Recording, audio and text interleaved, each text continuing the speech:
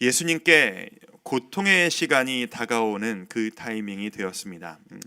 예수님께서 인간의 육신을 입고 이 땅에 내려오신 그 순간부터 예정되어 있었던 그 시간, 그리고 이 세상에 육신을 입고 하나님께서 내려오신 그 목적을 이루시기 위한 그 시간. 하지만 그 시간은 예수님께서도 좀 감당하시기에 너무 어려운 힘든 시간이셨던 것 같습니다. 그리고 그 예수님은 이제 그 힘든 마음을 참지 못하시고 조금씩 그 마음을 주위에 표현을 하시기 시작하십니다. 모든 제자들이, 모든 사람들이 함께 있는 그 순간에는 차마 깊이까지는 나누지 못하시다가 이제 내가 기도하러 나아가야 하겠다라고 하시면서 조금 더 깊은 곳으로 들어가 언제나 동행하던 모든 것을 함께 했던 그 세 명의 제자, 베드로, 야고보, 요한, 이 세 명의 제자를 데리고 특별히 더 깊이 기도하러 들어가신 그 자리에서 예수님께서 깊은 속내를 드러내시는 것을 우리는 볼 수가 있습니다. 37절 말씀, 베드로와 세베대의 두 아들을 데리고 가실새 고민하고 슬퍼하사 이에 말씀하시되 내 마음이 매우 고민하여 죽게 되었으니 너희는 여기 머물러 나와 함께 깨어 있으라 하시고, 내 마음이 매우 고민하여 죽게 되었으니, 이 표현은 예수님이 쉽게 하신 말씀은 결코 아니셨을 것입니다. 얼마나 힘드셨길래 그 하나님의 아들이시고 본인도 하나님이셨던 그분께서 내가 고민해서 죽을 정도다라고까지 하셨을까? 뭐 이렇게 생각하실 수도 있겠습니다. 아니 뭐 하나님의 아들이시면서 뭐가 그렇게 힘드세요? 다 이겨내실 수 있고 고통이 좀 덜한 거 아니세요? 라고 생각하실 수도 있겠습니다만 그게 그렇지가 않습니다. 일단 예수님은 하나님의 아들이시지만 우리와 똑같은 육신을 그대로 입고 오셨던 분이셨기에 그분은 육신의 고통, 배고픔, 아픔, 졸림, 피곤함, 우리가 지금 이 순간에도 누리고 있는 그 모든, 누리는 아니죠, 느끼고 있는 그 모든 육신으로 인한 고통과 어려움을 똑같이 느끼신 것이 바로 예수님이셨습니다. 예수님이라고 해서 안 아프고 안 힘들고 그런 게 아니셨단 말입니다. 그런데 예수님의 더 힘드셨던 건 뭐냐 하면 지금 예수님의 고통의 본질은요, 이 육신의 고통이라던가 이제 곧 다가올 사람들의 조롱, 핍박, 그런 이제 마음 속을 뒤집어 놓는 그런 정신적 고통 같은 것 때문에 내 마음이 고민하여 죽게 되었다라고 하신 게 아니라는 것을 우리는 알아야 합니다. 예수님이 힘들어하시고 감당하기 버거워하셨던 것은 우리가 느끼는 그 인간적 고통이 아니라 하나님과의 단절이라고 하는 고통이었습니다.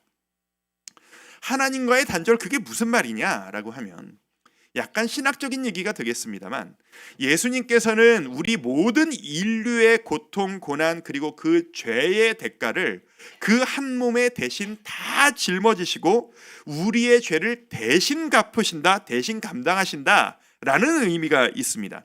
그렇기에 간단하게 얘기하면 총체적으로 모든 죄악의 대가를 짊어진 자로서 그 대가를 지불하시기 위해 본인이 하나님이심을 포기하고 하나님과의 연결고리가 잠시 끊어지셔야만 하는 그런 순간이 신학적으로 반드시 필요한 순간이 있으셨습니다.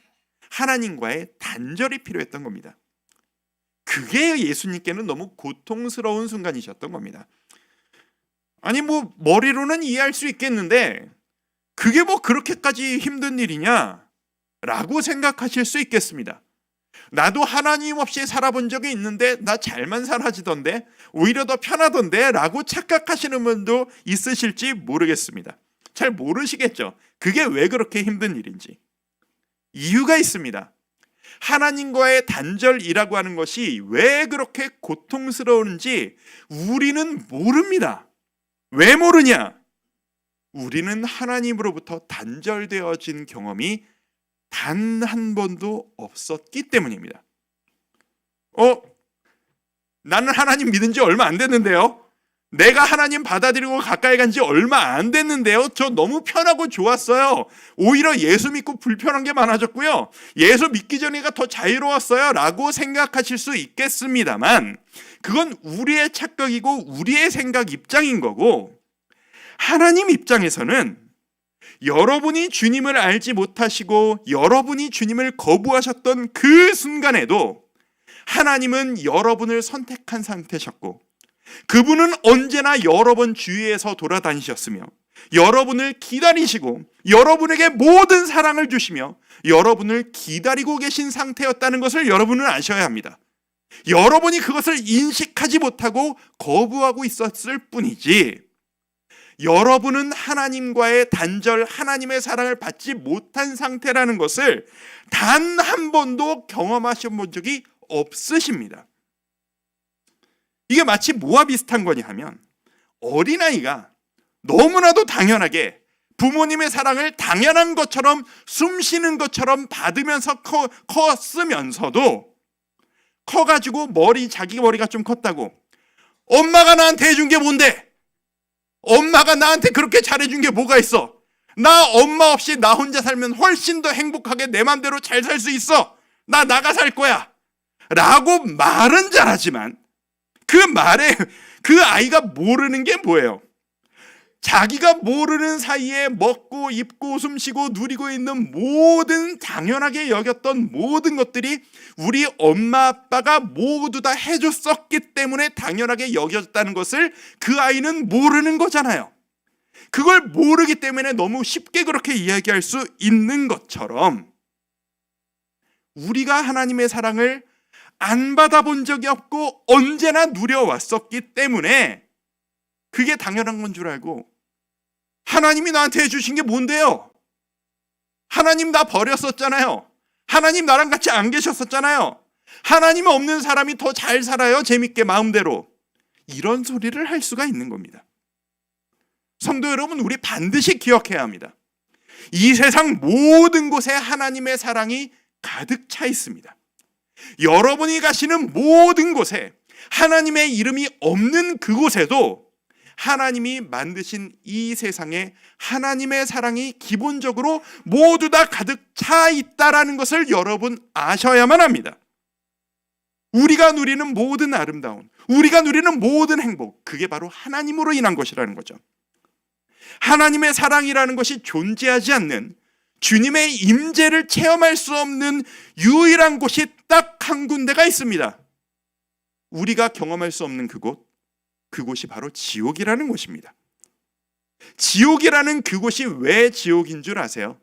하나님이 그곳에 안 계셔서 지옥이에요. 그래서 좋은 것이라는 게 단 하나도 없는, 안 좋은 것만 있는 그 하나님의 부재 상태가 바로 지옥이라는 거예요. 거기 외에는 단 한 군데도 없습니다. 제가 우리 주일학교 유치부 아이들을 보면 유달리 엄마와 떨어져서 예배드리러 들어가는 걸 되게 힘들어하는 아이들이 있는 걸 늘 봅니다. 이건 뭐 유치원에 돼 있고 여러분 자녀들도 경험한 그런 일일 거예요.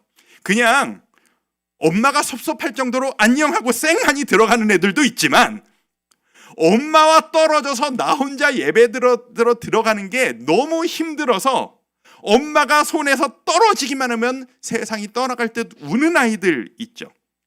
그 아이들이 느끼는 그 두려움이라는 그 실체가 뭔가요? 사실 우리는 알잖아요. 엄마가 잠깐 떨어져 있는다 하더라도 그 아이에게 아무 일도 일어나지 않아요. 아무도 그 아이를 해치지도 않고 걱정할 일이 없어요. 하지만 그 어린 아이들에게는 엄마란 존재가, 아빠라는 존재가 당연한 내 인생의 전제이고 내 인생의 전부이자 빼놓고 설명할 수 없는 삶의 기본이기에, 내 눈앞에서 잠시 사라지는 것만으로, 엄마가 내 눈앞에서 멀어지고 간다는 것만으로도 그 아이는 세상이 무너진다고 느끼는 것 아니겠습니까? 그래서 세상이 떠나갈 듯, 나는 세상을 망하겠다는 듯 그렇게 우는 것 아니겠습니까? 예수님이 지금 힘들어하시는 게 바로 그 의미입니다. 단 한 번도 경험한 적이 없는 아버지 하나님과의 단절, 우리가 경험해보지 못한 그 고통, 예수님은 지금 그게 고통스러우신 겁니다. 예수님께서 쉽게 내보이지 않으시던 그 속내를 내보이십니다. 여러분, 우리가 이거 알아야 합니다. 예수님마저도, 하나님의 아들이신 이 예수님마저도 고통의 때에는 함께할 사람을 필요로 하셨습니다. 이 예수님마저도 이 고통 가운데 있을 때 내가 힘들다 라고 하면서 이야기할 대상을 필요로 하셨습니다. 혼자 이겨내신 것이 아니라 함께하는 그 공유의 마음이 필요하다는 거죠. 부디 여러분들도 꼭 그러셨으면 좋겠습니다. 힘들어하고 계십니까? 여러분 어려운 일이 있으십니까? 혹시 나 혼자 꽁꽁 짊어지고 가고 계시다는 것 때문에 힘들어 하시는 건 더 아니신가요? 그 정도로 힘들지 않으실 수 있는 일인데 혼자 모두 내가 안고 내가 침묵하고 나 혼자 하나님 앞에서 씨름하고 계시느라 그 고통이 더 크게 다가오시는 것은 아닌가 말씀입니다. 그렇게 하지 않으셨으면 좋겠습니다. 예수님도 제자들에게 나와 함께 나를 위해 기도해 주지 않겠니? 라고 하셨던 것을 기억하시길 바랍니다. 그리고 예수님께서 그 힘든 마음을 너희가 내 마음을 좀 알아주지 않겠니? 라고 하시면서 요청하신 게 뭐죠? 그게 바로 기도입니다. 예수님이 제자들에게 니들이 내 고통 좀 나눠 가져주면 안 되겠냐? 라고 하지 않으셨어요. 무슨 조폭 영화에서 보는 것처럼 내가 큰일을 해야 되니까 네가 내 대신 좀 갔다 와라. 대신에 보상은 내가 넉넉히 주마. 그러지 않으셨어요. 함께 힘들어하면 좀 덜지 않겠느냐? 모든 것을 혼자 다 감당하셨어요. 대신에 너희가 나와 함께 좀 기도해 주려무나. 그거 하나 하셨어요. 함께 기도해라. 그게 예수님께는 최고의 위로이자 최고의 해결책이었던 것입니다. 생각해보면 좀 이상한 일입니다. 예수님께 무엇을 해야 하고 어떤 일이 일어날지에 대한 결론은 이미 다 나와 있는 상태였습니다. 솔직히 예수님이 지금부터 뭘 기도하신다라고 해서 예수님이 뭘 하실지가 바뀌는 건 하나도 없습니다. 그런데도 예수님은 끝까지 기도하셨습니다. 포기하지 않고 매달리셨습니다. 그렇다면 왜 그래야 하지를 따지기 전에 예수님도 바뀔 게 없는데 기도하셨다면 우리도 기도로 매달리는 게 옳은 순서 아니겠습니까? 가끔 그런 말씀하시는 분 있으세요. 기도한다고 뭐 바뀌는 게 있겠어? 답은 나와 있는데 그냥 감당하면 되지 뭐. 천만의 말씀입니다. 그런 소리 하지 마시고 지금은 여러분이 기도하셔야 될 때라는 것을 우리가 잊지 말아야 합니다. 근데 안타깝게도 이 제자들의 마음은 예수님과 같은 그 정도까지 나아가지는 못했던 것 같아요. 어저께 말씀드렸잖아요. 예수님도 힘드시고 제자들도 그 육신이 너무 힘들었었다고. 끊임없는 노동과 끊임없는 사람들을 대처하는 그 지친 일상 때문에 툭 하면 힘들어 쓰러져 잠드는 것이 이들의 일상이었다고. 예수님께서 제자들에게 너희도 여기서 기도해라 라고 하시고 더 깊이 들어가서 혼자 하나님께 독대하는 시간으로서 열심히 기도를 한참 하시다가 힘든 마음으로 사랑하는 제자들을 보고 싶어서 그 위로받고 싶은 마음에 제자들을 보러 오십니다. 그런데 이 광경을 보시게 된 거죠. 우리 40절 말씀 같이 한번 읽어볼까요? 자, 시작. 제자들에게 오사 그 자는 것을 보시고 베드로에게 말씀하시되 너희가 나와 함께 한 시간도 이렇게 깨어 있을 수 없더냐. 깨우시는 거죠. 야 이놈들아, 니들이 지금 내 마음을 아냐 모르냐? 내가 지금 어떤 심정인지 니네가 아는 거냐 모르는 거냐? 이래놓고 너희가 내 제자야? 일어나 이놈들아, 기도해라. 뭐 이렇게까지 격하게 하진 않으셨을 것 같은데 어쨌든 기도하라고 혼내시고 깨워서 기도를 시키십니다. 그리고 다시 한번 기도를 하러 들어가십니다. 또 한참을 기도하시다가 다시 와서 보시니 또 자고 있는 거예요. 내 마음도 모르고. 이게 저 같으면 엄청 화가 났을 것 같아요. 엄청 막 짜증을 막 냈을 것 같아요. 저 같으면 이런 소리 했을 것 같은데, 야, 내가 지금 나 좋자고 하는 거냐? 니네 위해 하는 거잖아. 지금 내가 잘못이 있어서 이거 하는 거야? 그런데 니들이 이렇게 속 편히 자는 게 맞아? 나만 힘들고 너희를 위해 하는데 너희는 속 편히 자고 앉아있고, 이게 나 좋자고 하는 일이야? 왜 너희는 이렇게 마음이 편해? 면목이라는 게 있어 없어? 기도해 놈아 라고 할 것 같은데, 그래서 자식은 부모 마음을 모르고요, 우리는 하나님의 마음을 모르는 겁니다. 우리가 그런 내리 사랑을 받으면서 지금까지 커왔고, 우리는 그런 하나님의 내리 사랑을 받으면서 그 은혜를 누리면서 지금까지 온 겁니다. 그렇게 우리는 지금까지 살아온 겁니다. 제자들이 예수님을 사랑하지 않았던 거라고 생각하지는 않습니다. 이 제자들도 나름대로는 예수님을 진심으로 사랑했을 거예요. 그리고 위기의식을 안 느낀 것도 아니고 문제의식이 없었던 것도 아니었을 거예요. 그저 단지 이 사람들의 마음에는 그 정도밖에 안 담기는 한계가 있는 거예요. 내 몸이 피곤한 게 나에게는 그 어떤 것보다 가장 심각한 문제인 겁니다.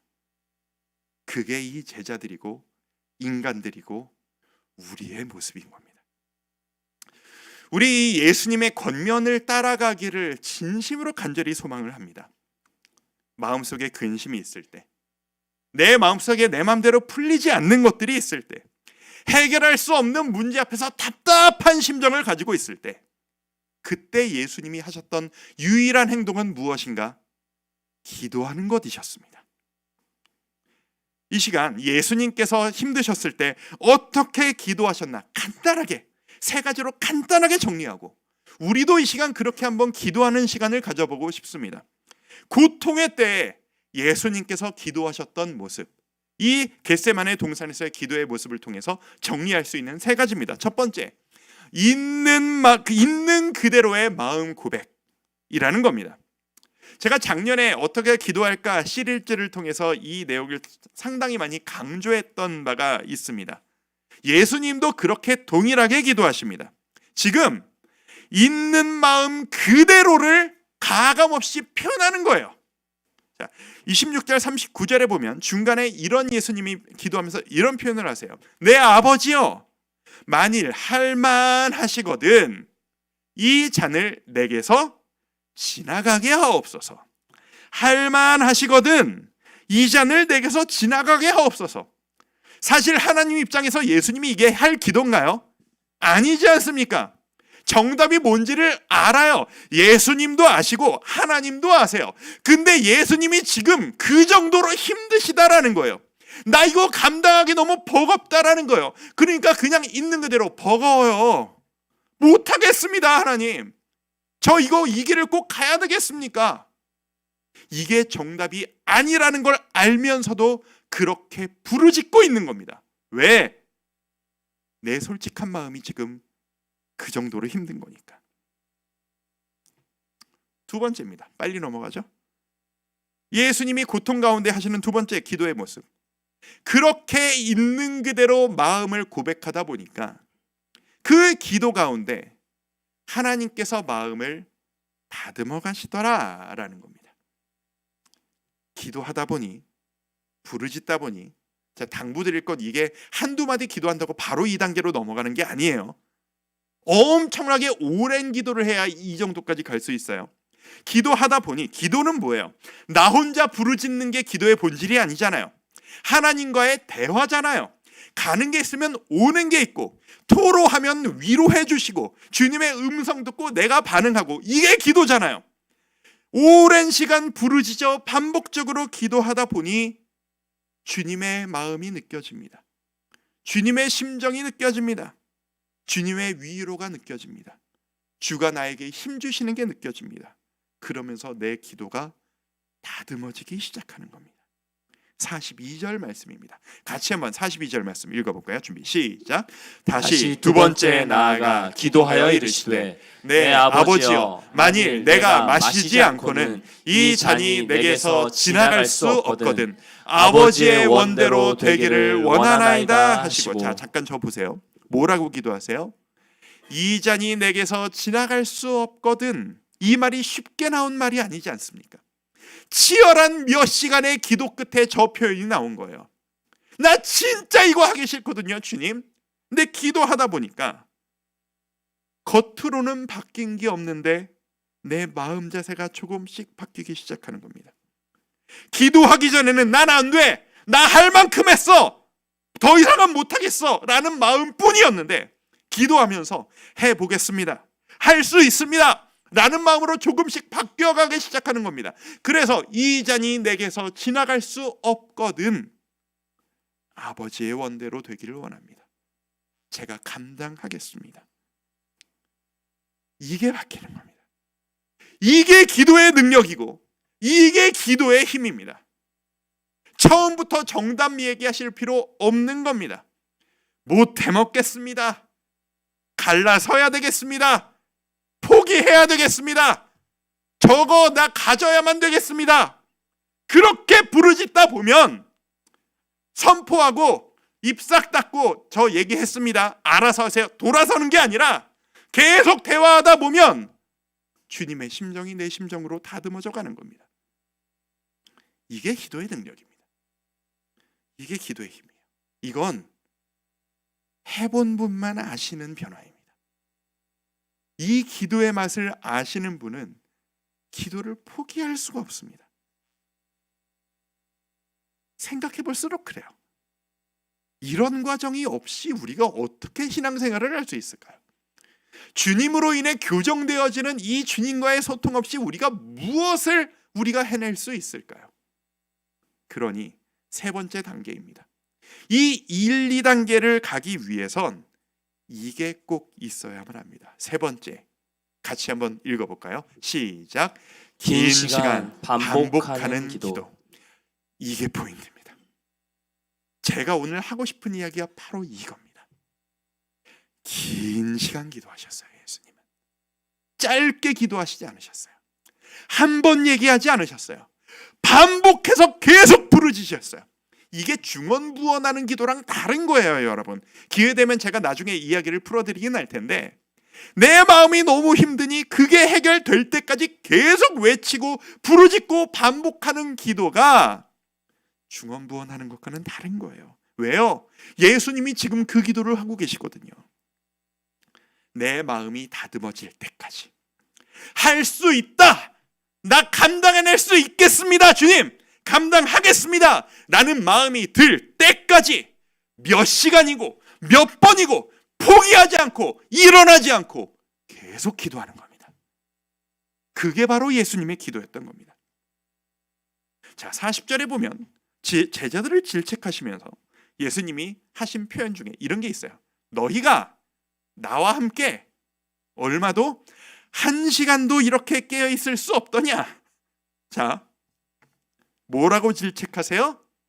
1시간도 못하냐? 예요. 그거를 3번 반복하신 거예요, 최소한. 우리 제자 훈련 지금 하고 있는데 제자 훈련의 의무 기도가 얼만큼인지 아세요? 매일 30분씩이에요. 지금 그것도 힘들어서 허덕허덕들 하시거든요. 해보신 분들은 아시잖아요. 하루에 30분씩 매일 기도하는 거 사실 만만한 일 아닙니다. 그런데 예수님이 지금 요구하시는 게 뭐예요? 힘들 때, 고통스러울 때라면 최소 1시간씩 3번 반복, 1시간씩 3세트, 3시간 이상을 최소로 이것도 못해? 라고 하고 계신다는 거. 자, 그 정도는 해야 응답을 해주시는 거 봐 라는 계산적인 이야기를 하는 게 아닙니다.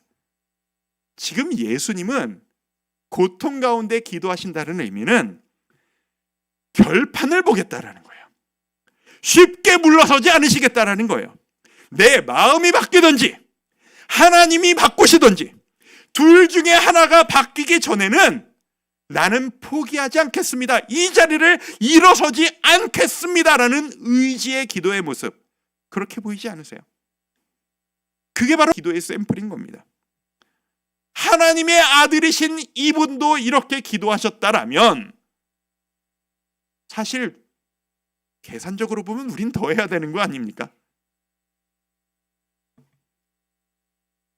일할 때는 그렇게 실적이 나오실 때까지 밤을 새서 주말도 없이 야근해서 일하시면서, 공부할 때는 성적이 날 때까지 왜 공부를 이만큼이면 됐다라고 덮는 거를 그렇게 싫어하시면서, 왜 기도는 한마디 띡 던져놓고 알아서 하세요, 저는 다 했어요, 말 안 해도 아시잖아요 라고 돌아서시는 이유가 도대체 무엇이십니까?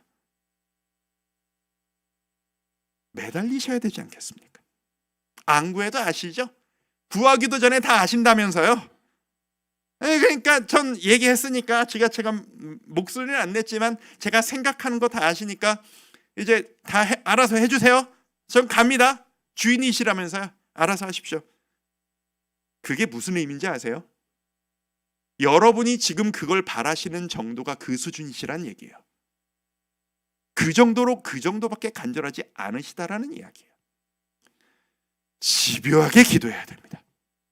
여러분 진짜 원하시는 거라면 집요하게 기도해야 합니다. 죽어라 매달려야 합니다. 예수님도 마태복음이 아니라 다른 복음서에 나오는 이야기지만 피가 땀이 되도록 기도하셨어요. 내 마음을 주님의 마음에 맞추시기 위해서. 여기 지금 이 기도를 하시는 이 동산의 이름이 어딘지 아세요? 겟세마네 동산입니다. 유명한 곳이죠. 겟세마네라고 하는 이 이름의 뜻이 뭔지 아세요? 이게 아람어거든요. 이 지역에서 통용되던 말입니다. 아람어로, 저도 이번에 알았네요. 겟세마네라는 뜻이 올리브유, 기름 짜는 앞찾기라는 뜻입니다. 올리브를 쌓아서 쥐어 짜는 거예요. 그래서 기름을 짜내는 거예요. 그 이름의 겟세마네라는 동산에서 예수님이 지금 피가 땀이 되도록 쥐어 짜는 기도를 하고 계신 겁니다. 강력한 권고 아니십니까? 우리에게 이걸 원하시는 겁니다. 너 쉽게 포기하지 말아라. 나한테 던져놓고 돌아서지 말아라. 집요하게 매달려야 된다. 네가 바뀌든지 하나님이 바꾸시든지 그때까지. 고난주간을 맞아 우리가 주님의 마음을 헤아리며 우리가 다짐해야 될 것, 우리에겐 기도밖에 없다라는 겁니다. 여러분 고통 가운데 있으십니까? 해결하셔야 되는 문제가 있으십니까? 답답함이 있으십니까? 우리가 해야 될 단 한 가지, 기도밖에 없습니다. 41절 말씀, 시험에 들지 않게 깨어 기도하라. 마음에는 원이로되 육신이 약하도다. 시험에 들지 않도록 깨어 기도하라 하십니다. 무슨 말이에요? 뒤집어 생각하면, 너 지금 힘든 일이 있어? 그 힘든 상태에서 기도하지 않으면 그 고통 때문에 네가 시험에 넘어갈 거야 라는 이야기예요.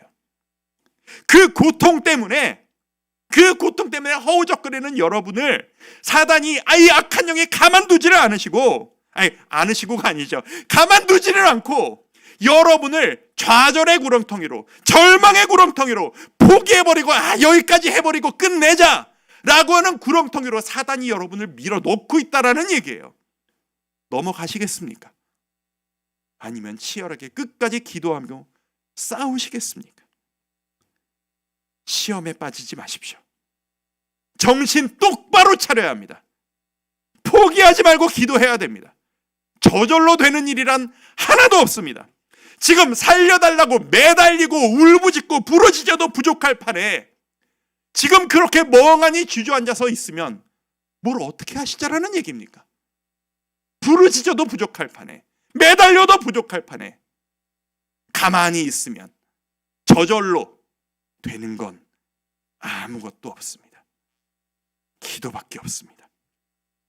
오늘 이 시간이 그 결단이 있는 시간이 되었으면 좋겠습니다. 오늘 이 본문 이후의 이야기 여러분 아시잖아요. 이렇게 죽도록 쥐어짜며 기도하셨던 예수님은요, 정작 이후에 고난의 때가 실제로 오자 그때부터 의연해지십니다.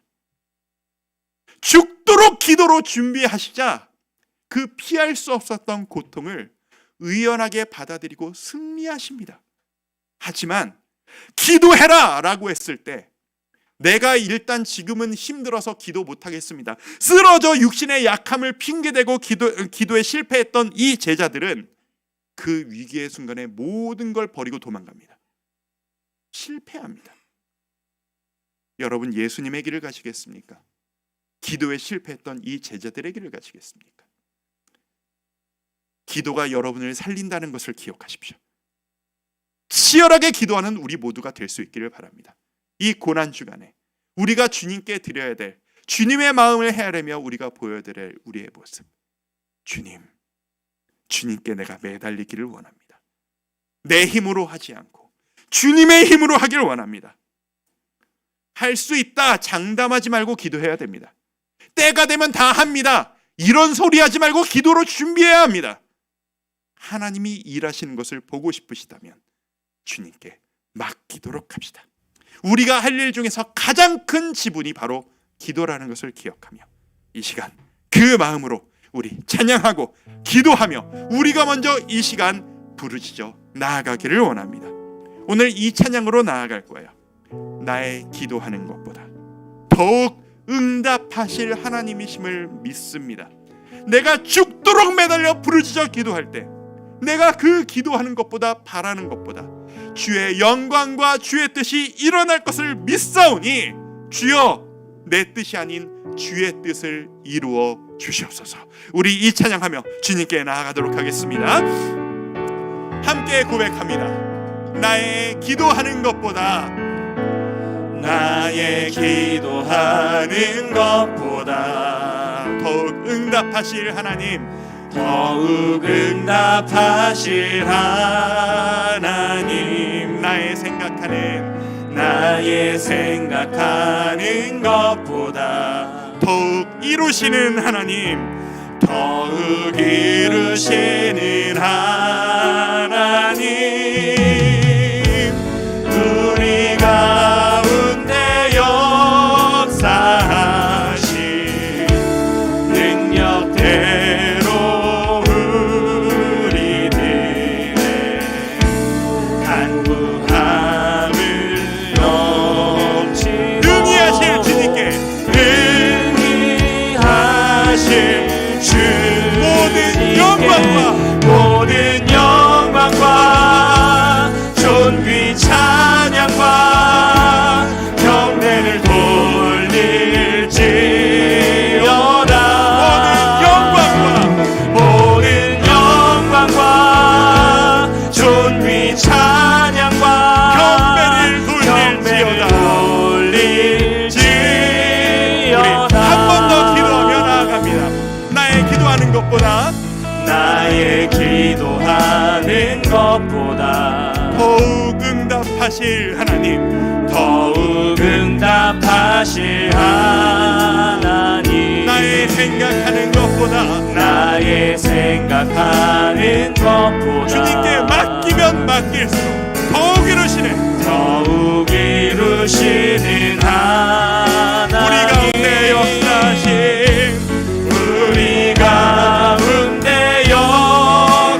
바로 그 능력대로 우리들 간구함의 기도를 넘치도록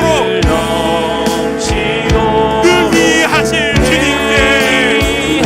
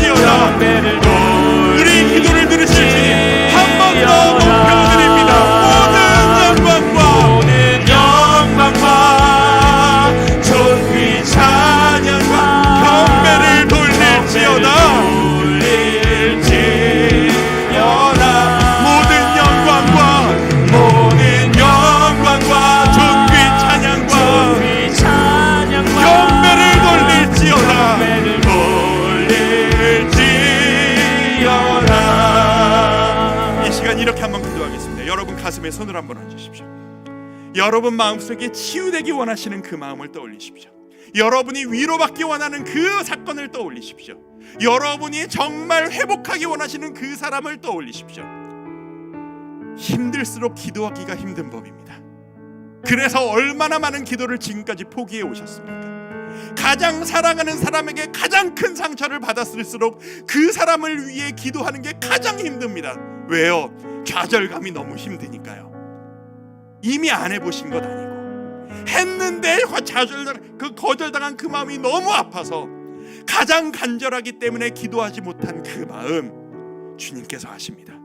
그럼에도 불구하고 포기하지 않고 매달려 기도하셔야 합니다. 묵혀뒀던 그 기도 제목을 오늘 끄집어냅시다. 그리고 주님 앞에 간구하며 부르짖어 기도해 봅시다. 주님, 내가 이 묵혀두었던 이 기도를 주님 앞에 끄집어냅니다. 구원하여 주옵소서, 회복시켜 주옵소서, 살려 주옵소서, 주의 뜻을 이루어 주시옵소서. 우리 같이 한번 주의 이름 크게 한번 부르시고 기도하며 나아갑니다. 주여!